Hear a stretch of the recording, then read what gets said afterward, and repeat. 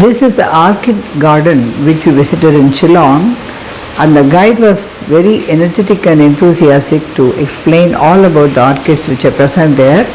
It was a very good experience, and you can hear him explaining about the orchids and their special features, how they are bisexual plant, etc.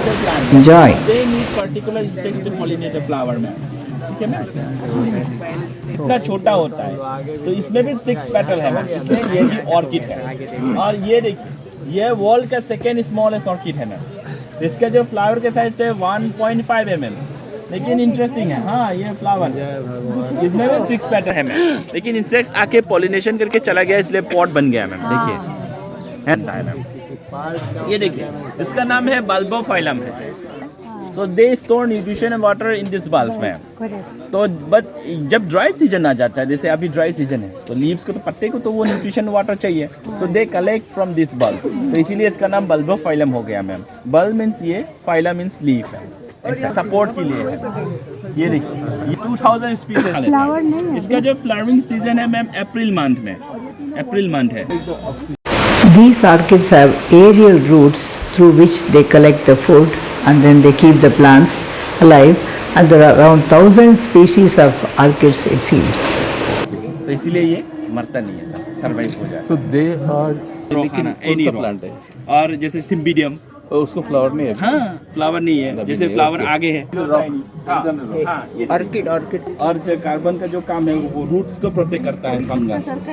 ये जो polar है, हाँ, honey bee को नकल कर रहा है। Root ये है। हाँ, पी प्रेमोसा सर, ये भी है। इसका नाम, ये नेचर को मिमिक्री करता है। ओके, हाँ। ये किसने नाम दिया उसको? नाम किसने दिया वो? सीधे नहीं।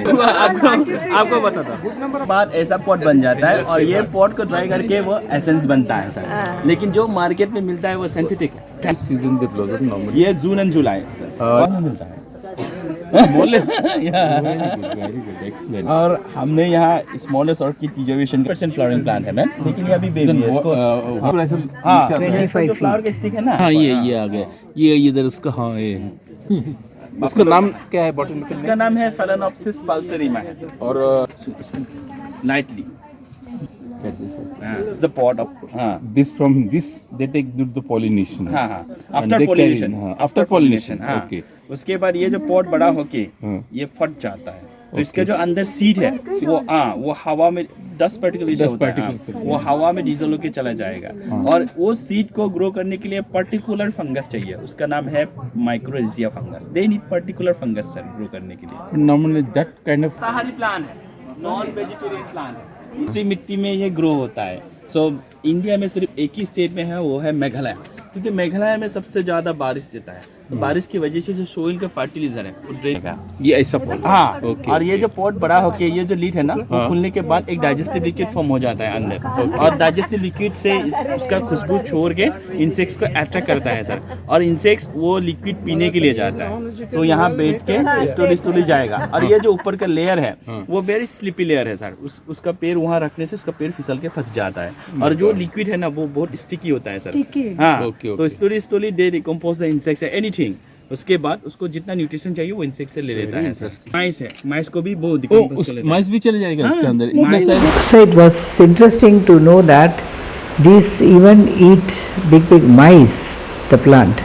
And then they said if you keep your finger inside, after some time your finger will no longer be there, it will be dissolved by the chemical which is there.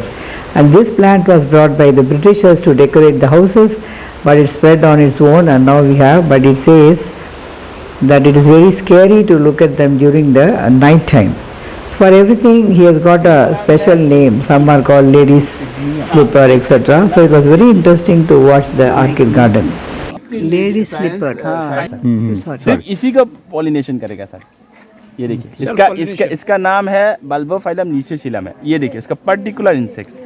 So like this, lots of varieties of orchids we witnessed there in Shillong, and everything had some interesting facts to be shared by the guide.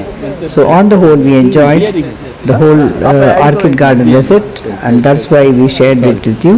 And thanks for watching along with us. See you in my next video.